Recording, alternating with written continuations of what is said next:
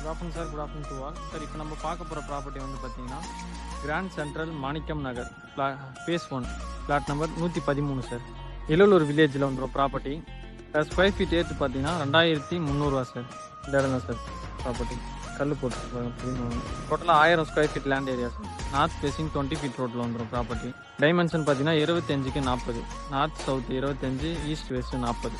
ப்ராப்பர்ட்டிக்கு எப்படி வரணும்னு பார்த்தீங்கன்னா நீங்கள் திருப்பூர்லேருந்து வரீங்கன்னா வண்டரா தீம் பார்க்கு இதெல்லாம் தாண்டி வந்தீங்கன்னா புதுசாக ஒரு petrol bunk Bharat petrol bunk open பண்ணியிருக்காங்க சார்.